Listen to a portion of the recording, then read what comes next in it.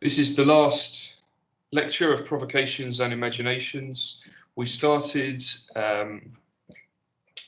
in Zurich in 1916, and then we went backwards a little bit to the Futurist Manifesto of 1909.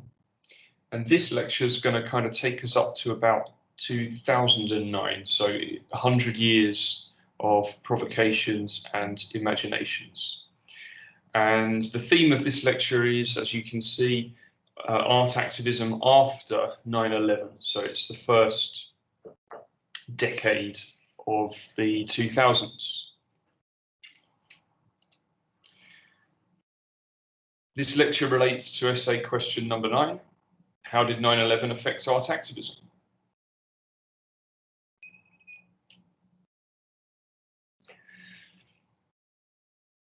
We're going to start with a bit of context about 9/11 and the war on terror. I think that you are the first cohort of students that I have taught who are mainly born after 9/11. I think I'm right on that. I've been asking around for the last couple of years. It seems like yesterday to me. Obviously, it was a major world event that changed the law. It changed the way that we act in warfare, and it changed the world. So here is a kind of, obviously after 9/11 came the war on terror, the response to 9/11. And here's a bit of a timeline for you. Obviously, we know on September the 11th, 2001, 2 planes flew into the World Trade Center.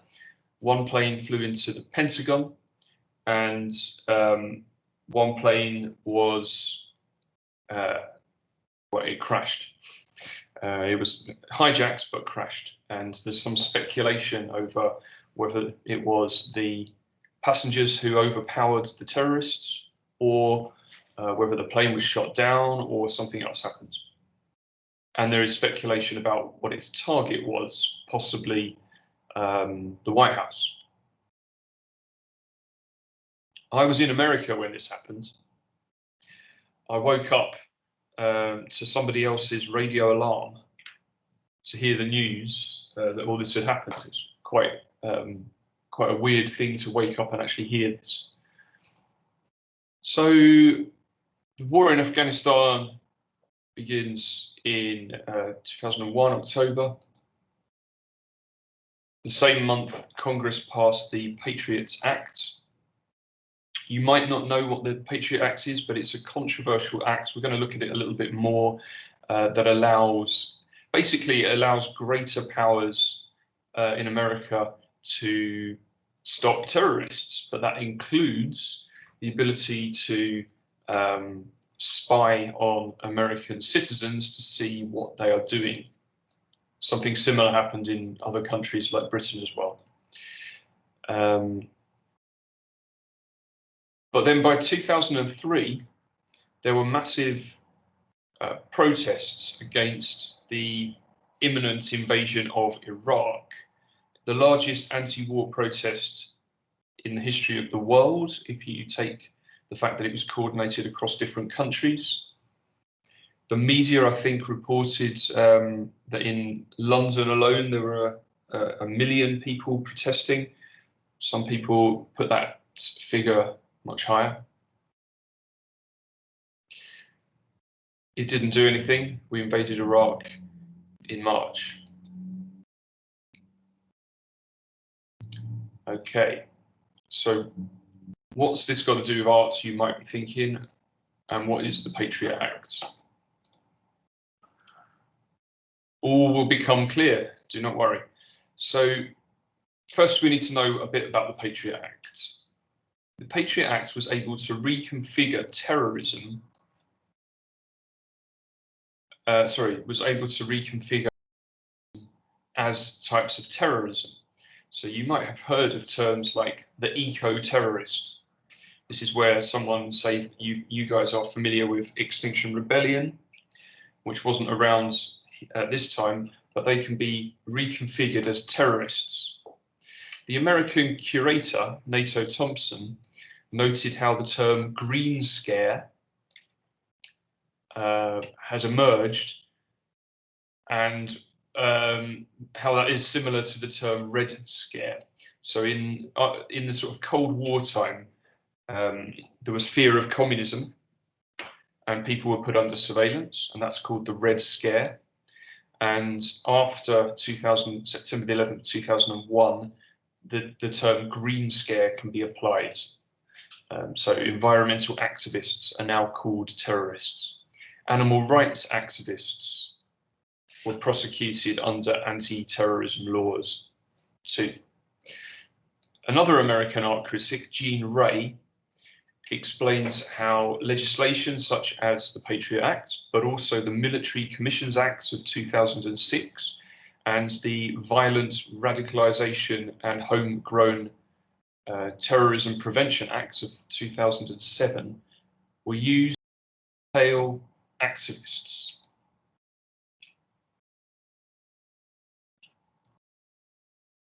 Particularly those who were opposed to the war in Iraq.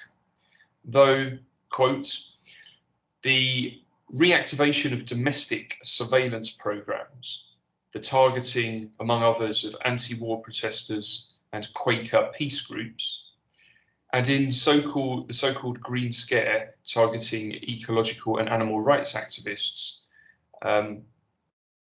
these led to enhanced sentencing provisions reserved for terrorists. So that's an art critic and an art curator talking about these things and explaining it. But we're going to see how they affected artists. Part one of this lecture is called Artists Under Attack. We're going to look at 3 cases where artists were impacted by the Patriot Act. The first is the case of Hassan Elahi. You might know him. He's got a TED talk that's really good. You can watch that if you're interested. He's a Bangladeshi-born American artist. And in 2002, so just a year after, or less than a year after 9/11, he traveled to the Netherlands because he had an exhibition there. He's an artist. He flew back to Detroit Airport, where the FBI arrested him. And they wanted to ask him questions about a storage unit that he had in Florida. He's really funny. If you listen to the TED talk, he's saying, well, you know, it's got my furniture in it. I've got stuff in storage. Florida's really hot, but I own some winter storage stuff. He moves about a lot. Anyone who moves about a lot suddenly becomes suspicious to the FBI. But they were surprised when they asked him loads of questions, like, where were you on this date? And what were you doing here? He was able to answer every question in minute detail. And the reason he was able to do that was that he used iCal a lot.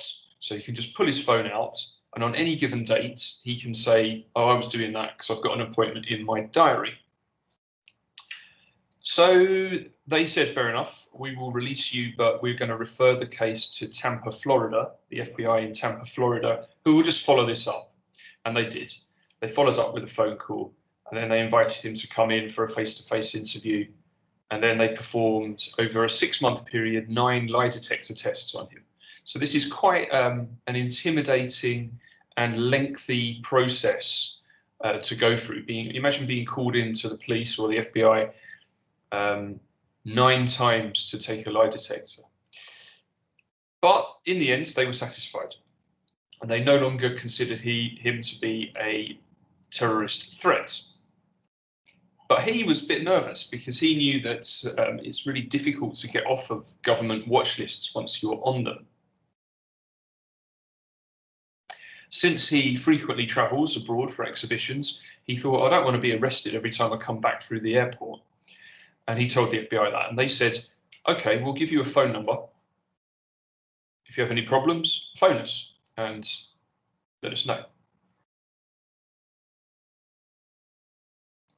You might be looking at some of those thumbnails and wondering what they are on screen. We're going to sort of zoom in a little bit more and talk about some of them on the next slide. So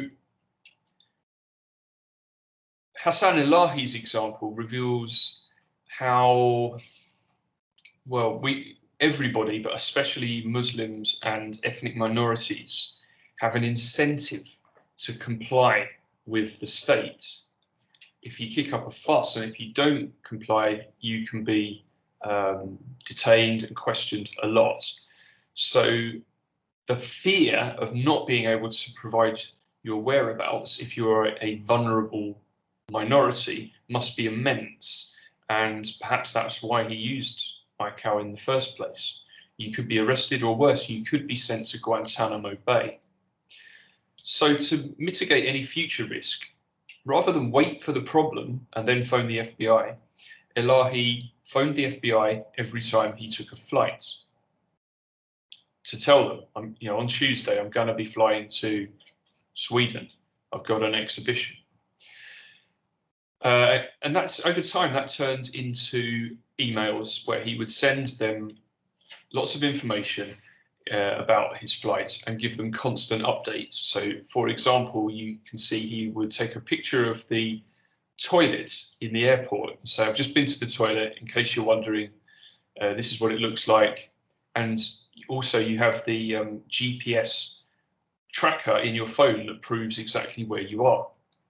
And there's an exhibition installation shot there of a hotel bed. So he photographs all his hotel beds in wherever he's staying. And in the bottom left-hand corner, you can see he photographs every in-flight meal that he has and updates the FBI with what he has eaten. Now, this is a really good example of perhaps a slightly difficult concept by the famous philosopher Slavoj Žižek.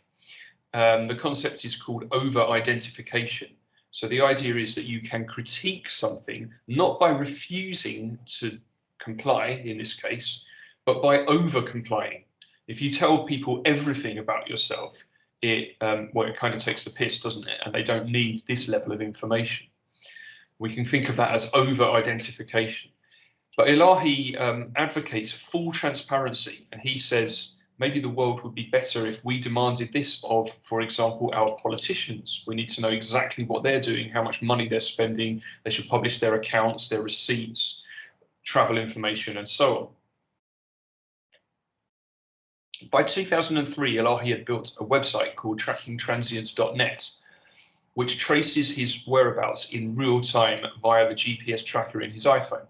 He uploads almost hourly photographs, again with the GPS location and other metadata embedded in it. And he couples this with bank statements and receipts to verify that it was really him who was at that petrol station or Starbucks or airports or whatever, because obviously somebody else could take his phone and photograph something, but he's saying, no, look, here's the receipt, it's linked to my credit card, so on. He's now automated the processes so that it pretty much runs on its own.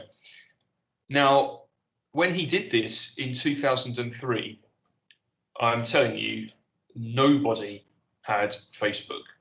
I don't know what year Facebook came in, but it became popular really around about 2007. So Elahi wasn't to know that this kind of piss take that he's doing, this dystopian warning, would become a new normal.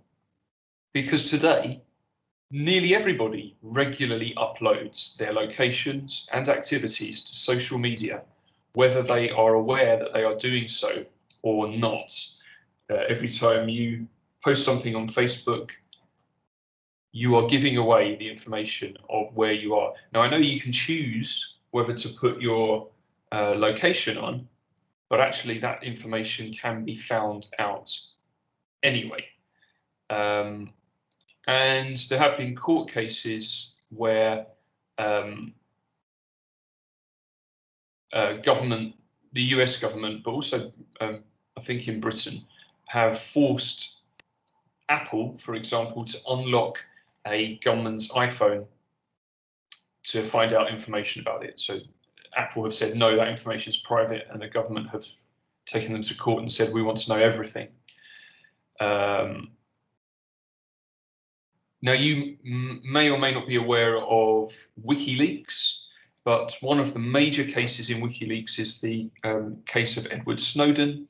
He works for, I've just forgotten the name of it. In England, we have GCHQ, you might have heard of, which is our surveillance unit, and he works for the American equivalent. So I've just forgotten the name. But he found out that the government, US government, was habitually monitoring US citizens' phones, not targeting them and getting court orders because they are a gunman, but just listening in on phone calls and so on. He proved, this is one of the big controversies through WikiLeaks, he proved that the US government, and all governments in fact, are able to listen in on your phone without you knowing. Even if you turn your phone off, they can turn it on in your pocket without you knowing and listen in to you. And they, of course, can track you. So everybody is carrying around a tracking device with a microphone on it that the government can listen into. The same is true of GCHQ in Britain.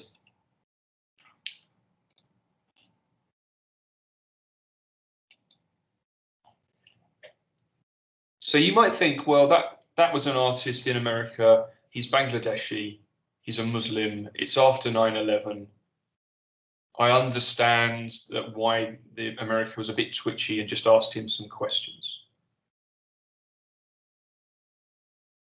But it's not just Muslims who fell foul of the Patriot Act. This is Baghdad in no particular order, which was a series of video portraits by the Hong Kong-born American artist Paul Chan. Yates McKee describes this artwork as composed of fragmentary vignettes of everyday life in the Iraqi capital taken on the eve of the US invasion. While Chan, who was there obviously, was a participant in a witness-bearing delegation with the anti-sanctions organization called Voices in the Wilderness. So yeah, Paul Chan is an artist and he is an activist, and he says those two things are very separate. But I'm doing some research into him, and I think he's on dodgy ground there, actually. Some of his artwork is activist and some of his activism is artistic. Anyway, he did go to Iraq with a charity before the invasion to document things. And he made this, which he's exhibited as an artwork. So I think he's on dodgy ground. But before the artwork was exhibited, in the build-up to the Iraq War in America, Chan plastered posters all over Manhattan. And these were photographs that he took in Baghdad before the war. They're 8.5 by 11-inch photographic portraits, and they have the word Baghdad under them. You can't quite see that in the image, I don't think. And it also has the date that they were taken. And the idea is really that they look like normal people. Just to remind you that there are normal people in Iraq that you're about to bomb. Now, he had a lot of artists help him do this, and two of them, a couple called Little Shaw and Emily Clark, were out fly posting these when they were arrested for illegally fly posting and taken into custody. Now, Emily Clark was heavily pregnant, so the two artists said, "Okay, yeah, you've caught us doing this. It's not a major crime. Can you just we'll pay a fine or whatever it is?" And they said, "No, you've got to come in. It's going to take about an hour." Fair enough. They broke the law. They're arrested. They're taken in, separated for processing and fingerprinted. Unfortunately, the fingerprint machine didn't work properly, so they had to be transferred to another precinct about 2 hours later, and then they're returned back to the first police station. Nearly 5.5 hours later, Shaw, the man, was cleared to leave. But Clark, 7 months pregnant, was not released until 7 a.m. That's 7.5 hours after she was arrested, kept awake all night, heavily pregnant. They say, these artists, that the ordeal revealed how the police viewed and were preparing for the anti-war protests. That's the anti-Iraq war protests. The artists complained that throughout the procedure, the police tried to dissuade them from attending the protest march. Remember, you have a democratic right to protest. Why would the police be telling you not to go? They said things like, there's going to be 8,000 police officers there. They're going to use mace, like pepper spray. They expect it to be violent. This is not a good place for a pregnant woman to be. This friendly advice escalated into stark warnings. Many of the police will be inexperienced and looking for violence. That's a threat of police violence. They said, we don't want to read your names among the dead in the morning papers. That's a threat of murder. The police said also there would be a terrorist threat, which of course doesn't make any sense because if you're an Islamic terrorist, why would you attack an anti-Iraq war demonstration? Anyway, writing in Art Forum, the curator Scott Rothkopf described his experience of visiting Paul Chan's studio the year later. He had trouble finding it. It was unlisted in a directory. He got to the building, elevator attendant who was very cagey and reticent to give out any details. Instead, he interrogated the Art Forum journalist about his intentions. He would not tell him where the studio was, but eventually he agreed to accompany him there down an anonymous hall to a door simply marked "Knock Hard." This is how Paul Chan worked from 2004 after plainclothes police officers arrived at his studio to question him about his activities following the arrest of Shaw and Clark. Is this intimidation of artists, do you think? Or is it reasonable?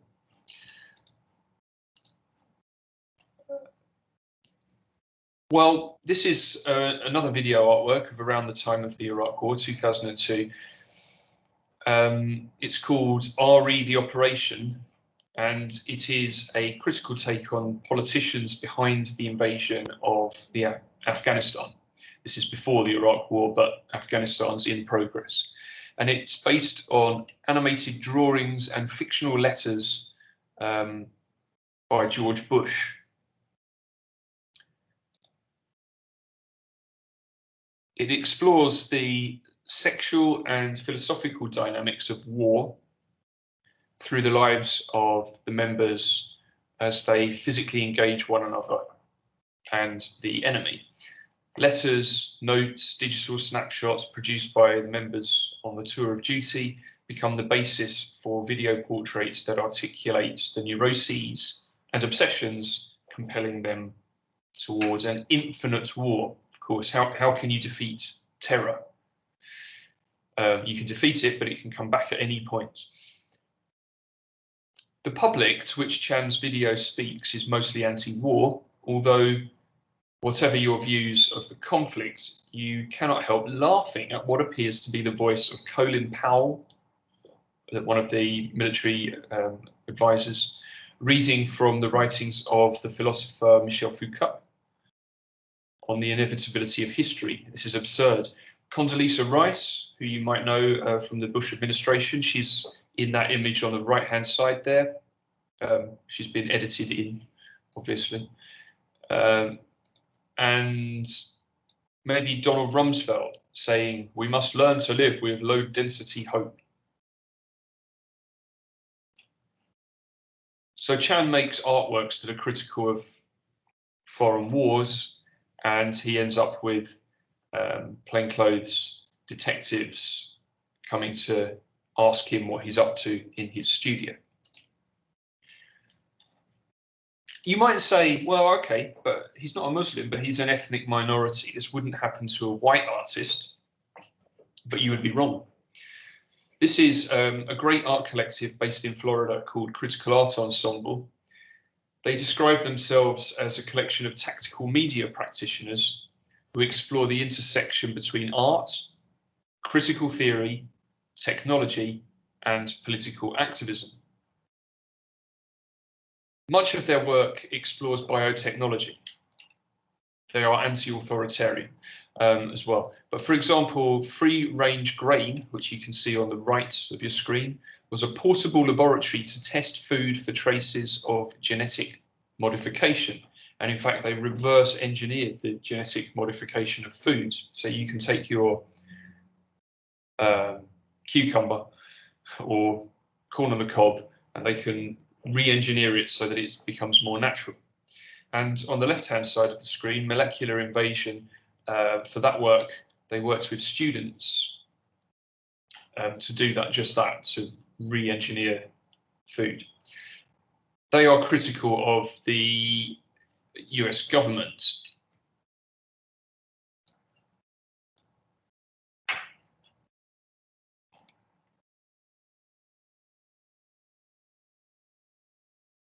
In 2004, their co-founder, Steve Kurtz, felt the full weight of the state.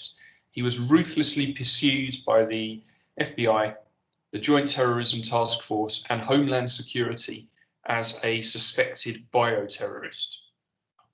What was the evidence against him? He had a home biology laboratory, and which contained some harmless bacteria, and an exhibition invitation at a major museum, by the way, which had Arabic text on it. That's it. But for that, he was hauled before a grand jury. He was acquitted, so that should have been the end of it, but the FBI decided to continue prosecution using new anti-terrorism legislation. Prior to the prosecution, Critical Art Ensemble, coincidentally, was working on an anti-war project with the specific attention on the public health impact of germ warfare. Kurtz was collaborating with a professor at the University of Pittsburgh. Professor Farrell posted him some harmless bacterial cultures, something that he and other university scientists do frequently for research purposes.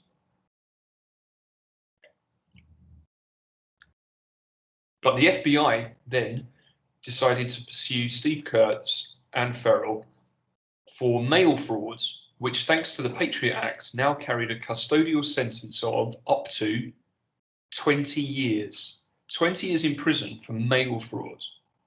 This case was unique, though, because there was no plaintiff. I'm using an American term here, but no one's complained. No one's been defrauded of any material. No money is missing. All that's happened is the FBI have found an irregularity in the postal paperwork. When the case came to court, the judge ruled in favour of Steve Kurtz and said that this was an abuse of the law to use mail fraud legislation in this way. And this, of course, sets a precedent that they can't do it again.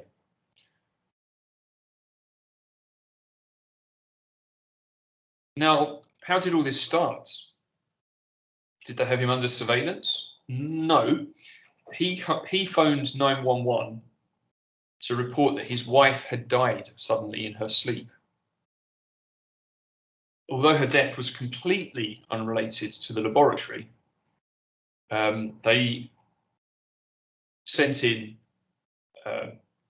all sorts of investigators that you can see, some in hazmat suits on the left, and completely overturned his house, which is a little bit insensitive when your wife's just died. The co-defendant in the mail fraud case, Professor Farrell, was suffering from cancer during the trial, and because he was about to die, he pleaded guilty to a misdemeanor and then died shortly afterwards. So the state was more than insensitive, and Nicola Truscott speculates that they would have quickly realised that there was no bioterrorist case to answer, and that in actual fact they pursued Kurtz because of Critical Art Ensemble's long-standing criticism of government, US government agriculture, pharmaceutical and biodefense practices. Quoting the artist Claire Pentecost, she puts forward the case that it was also an assault on art. Quote, the FBI was of course well aware of Kurtz's work as an artist. In fact, the fact that it chose to pursue the case indicates clearly that the case was in fact all about art, its power and its freedom of expression. Since 2006, Critical Art Ensemble have made work with a greater focus on critiquing US defence policy.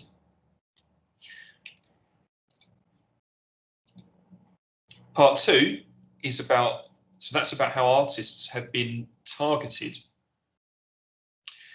by the Patriot Act and other acts. And we might speculate that once artists know about this, even if I've not been targeted, I've read about this and I think, oh, I better be careful about what I do. So that encourages me to self-censor.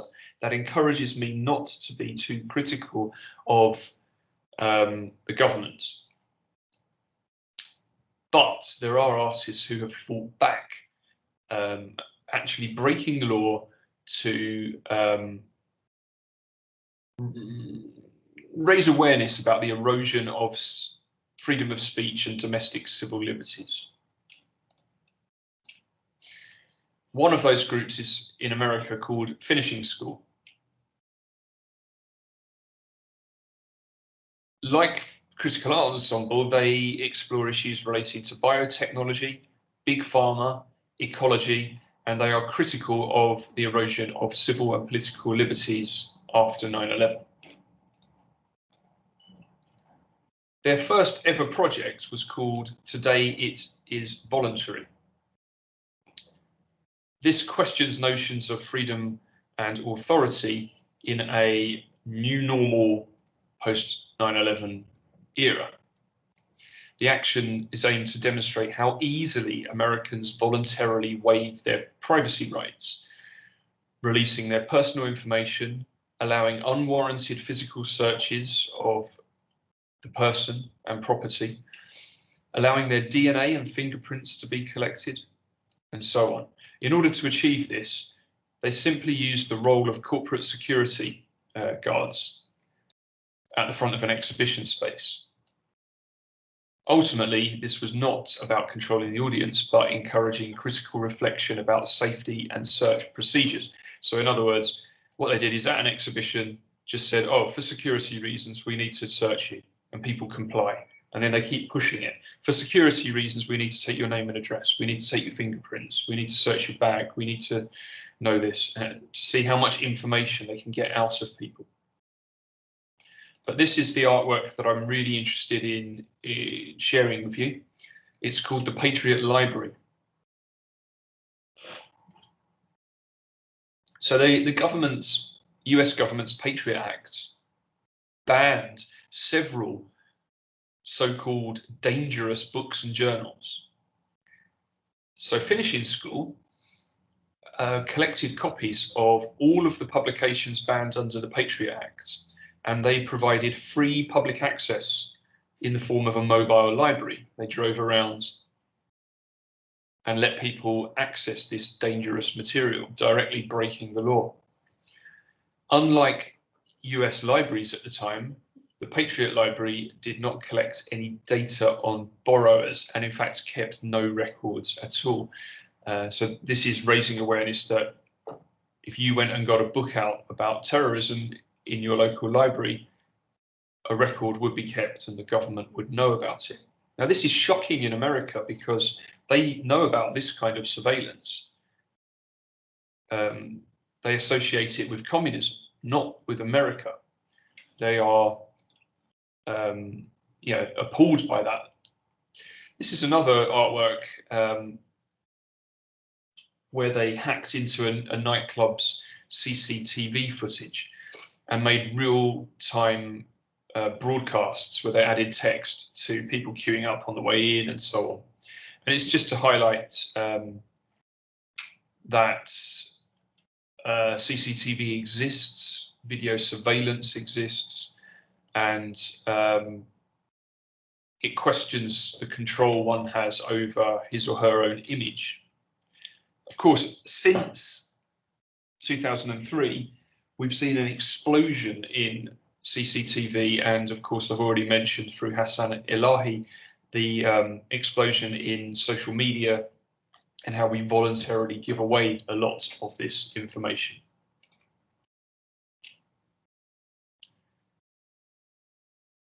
I'd like to think that some of you know about this. This is Brian Hoare.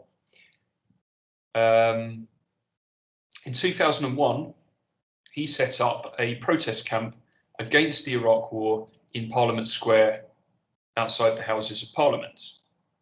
He stayed there for nearly 10 years until he died of cancer in 2011. When City Hall, which is the Greater London Authority, took legal action to remove him from the lawn, he camped on the pavement, which he found out was administered not by the Greater London Authority, but by Westminster City Council. On the 23rd of May 2006, following the passing of the Serious Organised Crime and Police Act, he was prohibited, well, all people were prohibited from making unauthorised demonstrations within a 1 kilometre radius of Parliament Square. So they limited the size of the protest and removed most of Hoare's protest. And you can see here he is living for 10 years with images that are really disturbing, like mutilated babies, newspaper footage and so on. And they removed a lot of that. So it's illegal to have it that big within a 1 kilometre radius of Parliament.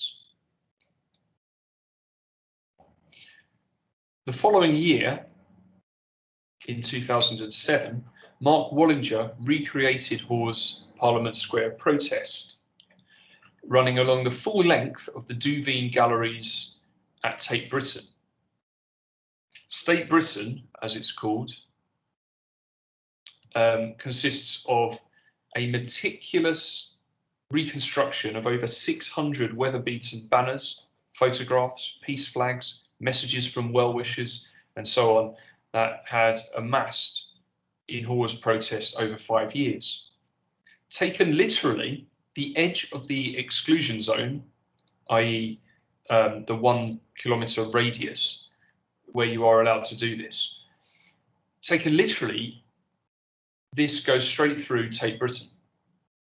You can see, if you look carefully, a diagonal line on the floor in that image, and that is put there by Wallinger to mark the line on the floor, positioning his artwork, State Britain, half inside and half outside the border.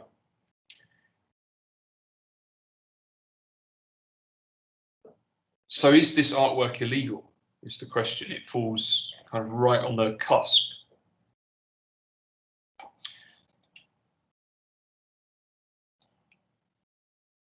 Going back to surveillance, Heath Bunting, since 2008, has made these new identity workshops. For about £50, you can pay him and he will give you a new legal, quote unquote, so-called legal identity. You can do this by, it's really interesting, you work out what can you get. Can you get to get a passport, for example, you need ID, don't you? You probably need a birth certificate and something else. Well, what do you need to get a birth certificate? What can you get with a Tesco Club card? Does that count as ID for certain purposes? What can you get with a library card? What can you get with a driving license? What can you get? And so So he works out ways that you can get official documents legally by using other documents. This is reminiscent of a hoax in 2003 when a BBC journalist called Paul Kenyon successfully applied for a provisional driving licence using David Blunkett's real name and details taken from stolen ID, but using Kenyon's own real photograph. This is really funny if you know who David Blunkett is. David Blunkett was the Education Secretary in Blair's government in 2003. And he was blind. So using real ID of a blind man, a BBC journalist applied for and got a provisional driving licence, a real one.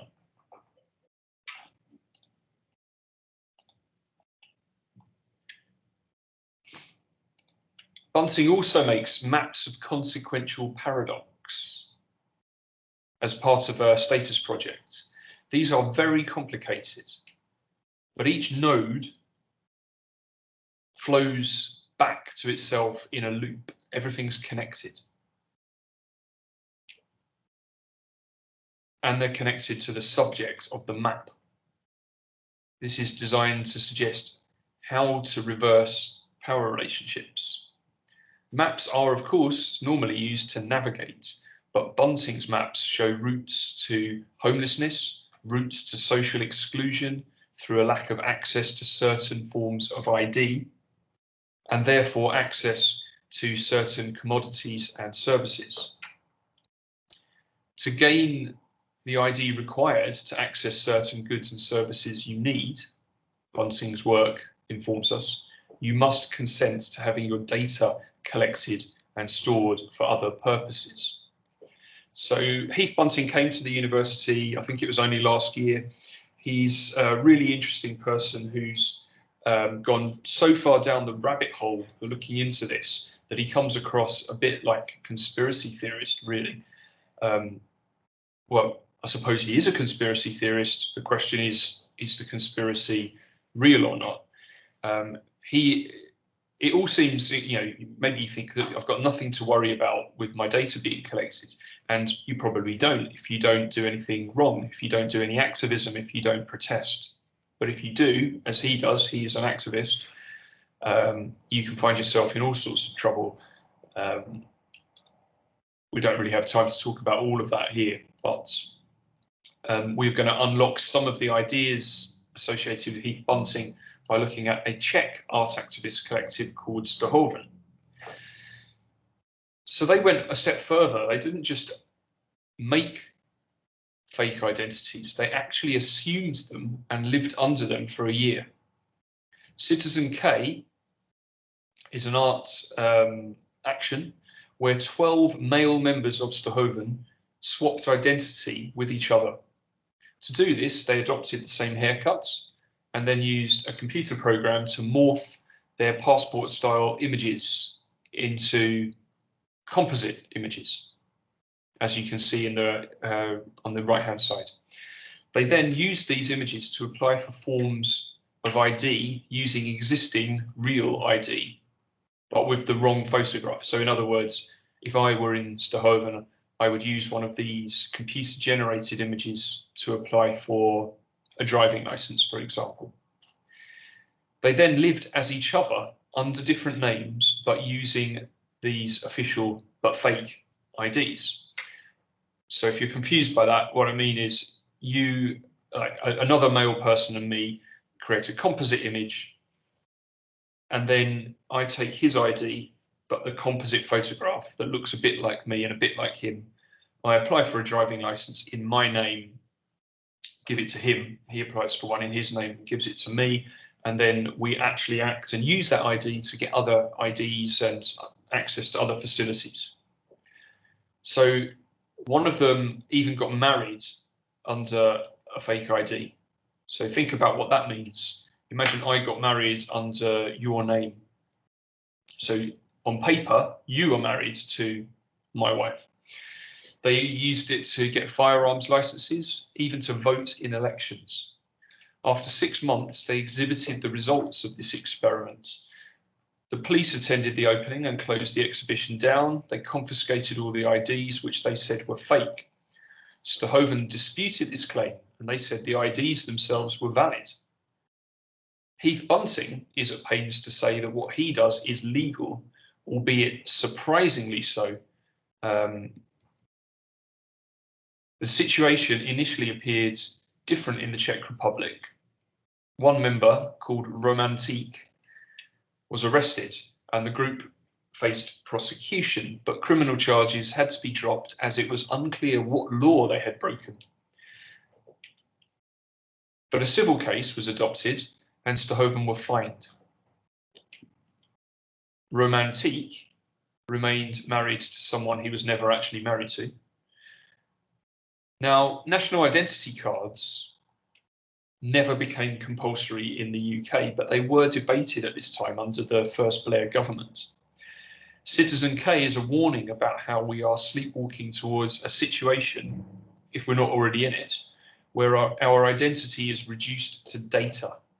Like Bunting, Ztohoven show us both how reliant we are and also how much authorities trust and rely on certain types of data and official documents. Or, as Ztohoven put it, we are not numbers, we are not biometric data, so let us not be mere pawns in the hands of big players on the game board of these times.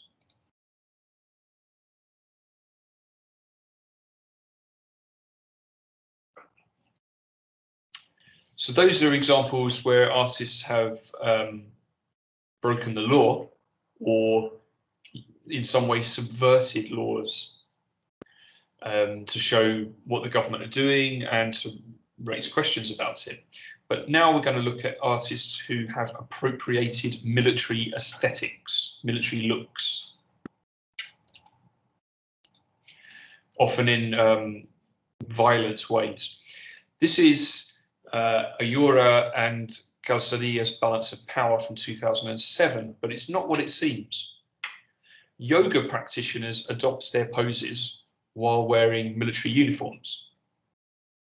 Ayura and Calzadilla question how these two seemingly unrelated aspects, yoga and the military, might not be so unconnected after all. The body in yoga is compared to the body of the military. They delve into the origins of the warrior pose, and they anticipate that the military will adopt yoga and mindfulness in combat training.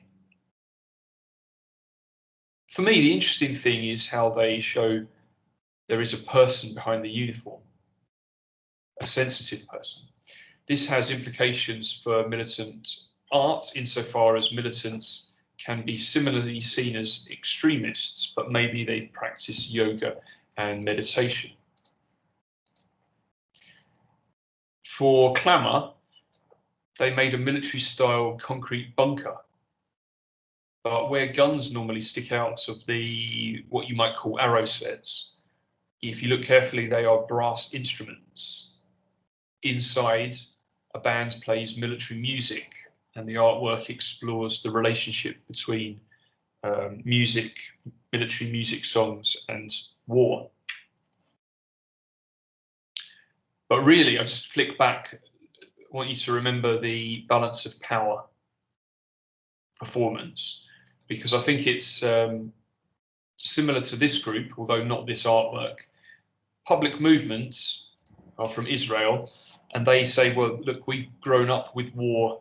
Israelis are never far from war. Israel has conscription for men and women, and everyone is in the army in Israel. They live constantly close to terrorist threat and warfare. So public movement adopts uniforms and marching and military aesthetics in their performances. But I'm not showing you that. I'm showing you this one called Positions. Now, in general, they do investigate how national and political identities are created, often through public ceremonies.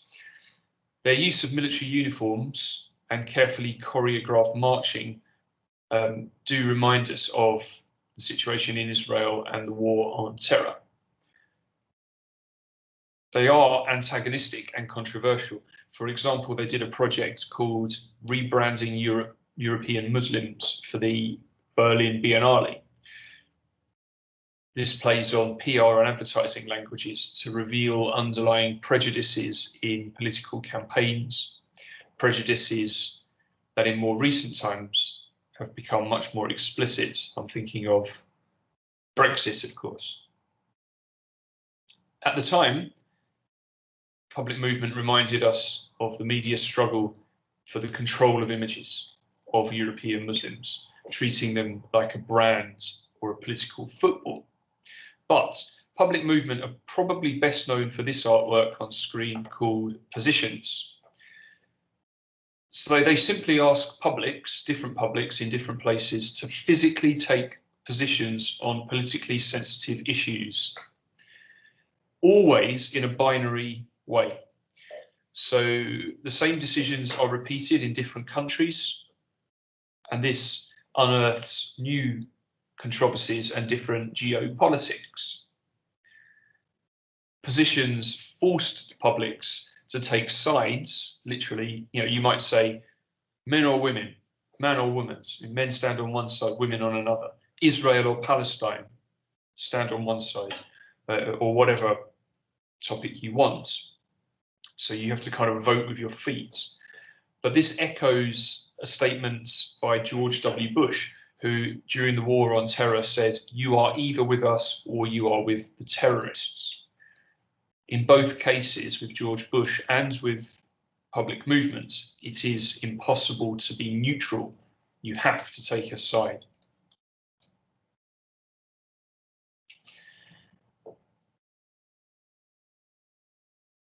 In a similar manner to public movement's positions, for Dogo Iraqi, Wafa Bilal forced the public into making a binary decision. Who should get waterboarded, a dog or the artist? Bilal demonstrated the democratic potential of the internet by asking a virtual audience to vote on who should be waterboarded. He kept a diary, which was accessible on his website, like a blog. He documented his deteriorating mental and physical condition during the performance.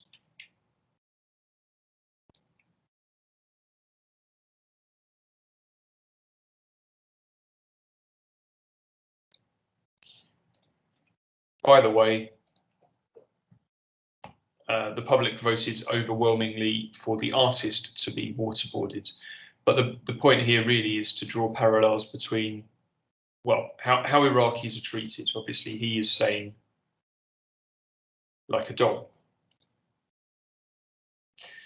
The year before that, though, another artist, a Guatemalan artist called Regina Jose Galindo, reenacted a waterboarding as a comment on the US government's use of so-called enhanced interrogation techniques on so-called enemy combatants. Waterboarding, of course, could not be used on US or British soil, so they outsourced it. It did take place in Guantanamo Bay, which you should all know about, but it's a US naval base in Cuba.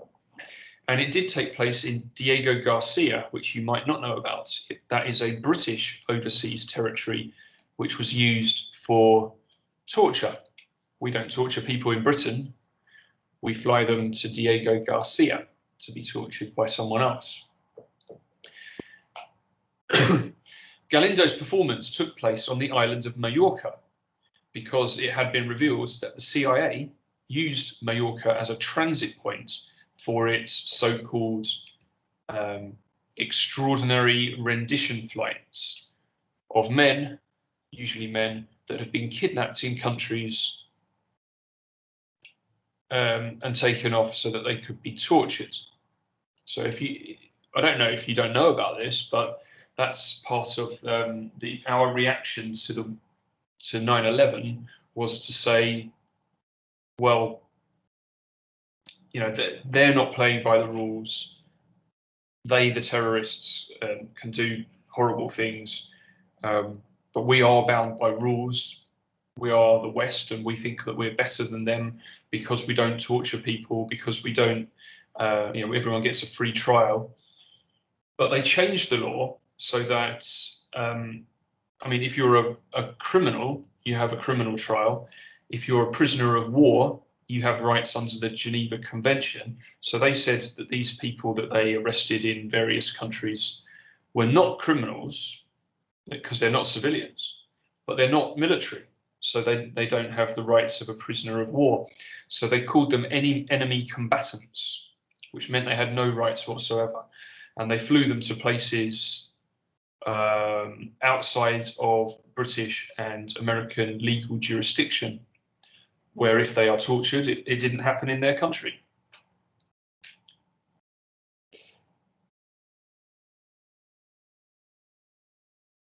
So Galindo draws our attention to the globalized nature of torture.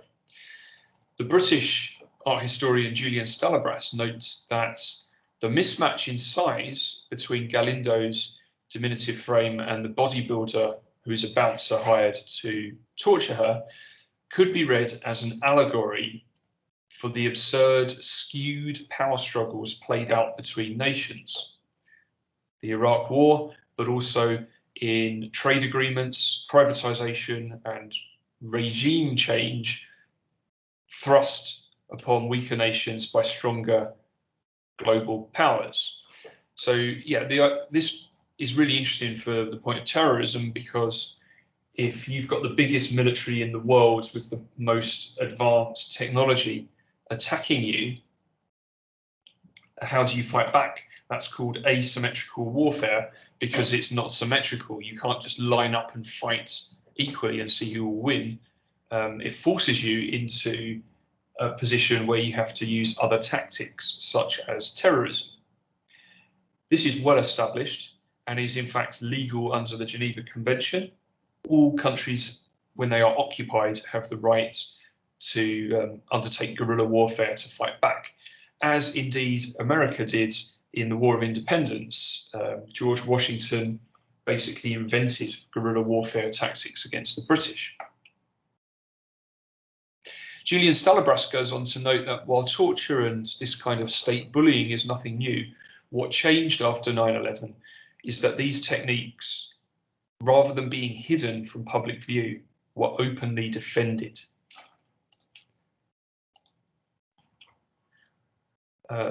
Also in Britain,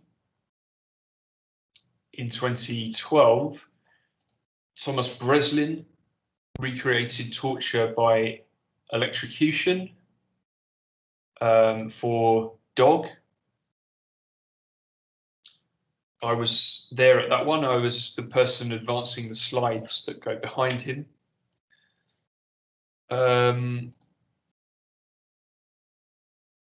He also recreated torture for Bitch War. And at the end of Bitch War, there was a performance called So Civil Violence. This was a force feeding after 188 hours of hunger strike. So Breslin went on hunger strike in solidarity with certain prisoners all over the world, including Pussy Riot at the time. And then he ended it with the force feeding. The use of violence in performance, as you should know by now, has a long and well-known history. Depriving oneself of food is not without precedent either. In 1975, Chris Burden went for 22 days without eating in a performance at Ronald Feldman Gallery. He did not speak or come down from a platform that he had constructed high up in the gallery. This performance built on earlier works, such as Bed, where he stayed in bed for 22 days, only getting up to go to the toilet and eat when the gallery was closed, and a very early piece when he was a student called 5 Day Locker Piece, where, you guessed it, He locked himself inside a locker for 5 days. So Breslin here, his performances are iconic gestures towards artistic life. Maybe it's not just prisoners abroad who need Breslin's solidarity, but what about starving artists, you might say?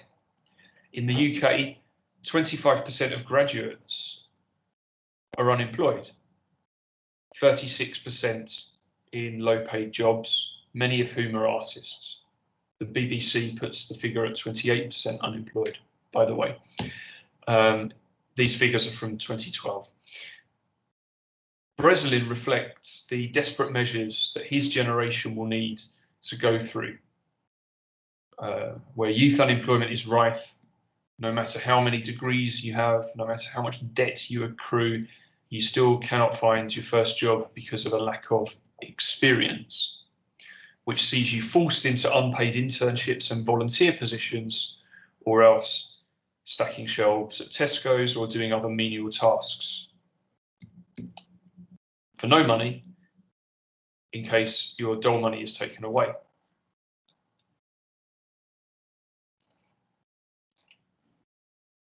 This is Wafa Bilal again,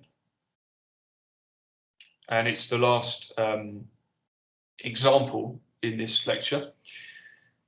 So let me just look at the dates here. Yeah, Thomas Breslin's stuff actually goes up to 2012, doesn't it? So it's a little bit over the 100-year history, but everything else pretty much is up to or before 2009. This is Wafa Bilal's most famous artwork. It's called Domestic Tension or Shoot an Iraqi. He lived in a gallery space for 30 days where he was exposed to a paintball gun for 24 hours a day. So there are some similarities to Thomas Breslin's endurance-based performances here. Audiences could control the paintball gun via the internet. This piece shows empathy for Iraqis living in a war zone, where even simple acts like going to the market could involve encountering a car bomb. The domestic space is no haven either. The sound of Allied bombing raids reminds civilians that their lives could end at any moment, hence domestic tension. The artwork also offers audiences the opportunity to take out their frustration with Iraqis. They can shoot an Iraqi.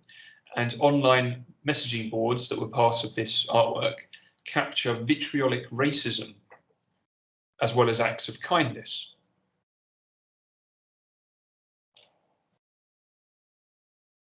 At the same time, we could read this as connected to US domestic policy.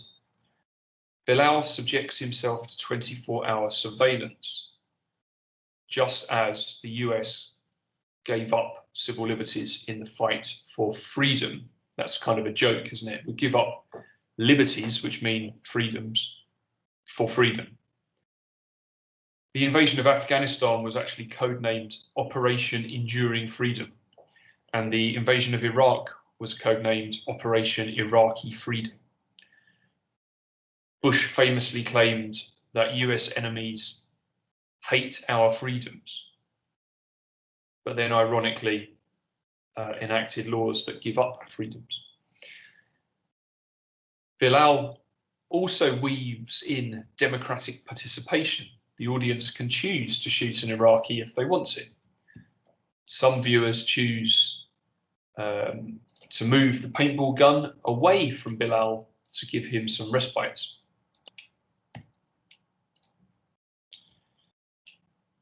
The piece was accompanied by this internet forum, as I've mentioned, but artistically, it evokes another artwork by Chris Burden, which I've shown you in this lecture series, Shoot, from 1971, in which Burden was not only literally shot, but made this as an anti-war comment, although in his case, anti-Vietnam War.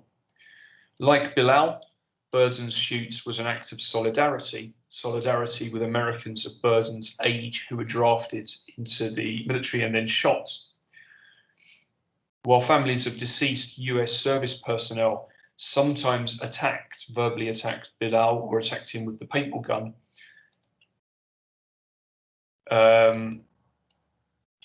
there were others who stopped him from being shot. So you should probably figure out here that Bilal is Iraqi. He's an Iraqi refugee. He fled Iraq after the first Gulf War, but during the second Gulf War, his brother was killed in a missile attack at a checkpoint, and he has family living under tense situations, or he had family living under tense situations during the war. And as an immigrant, of course, he would be kind of under surveillance. So the artwork's quite literal in many ways. So what have we got here? Just a brief summary to end off. Artists were targeted by anti-terror legislation. This had happened before. For example, when they were suspected of being communists in the 1950s and 60s, even later, 70s and 80s. But after 9/11, they were subjected to a peculiarly 21st century phenomenon, that of data valence. So it's different to the 1950s, 60s, or even 70s and 80s, because you can be put under surveillance using your mobile phone. Some artists embraced this in an absurd display of what Slavoj Žižek calls over-identification.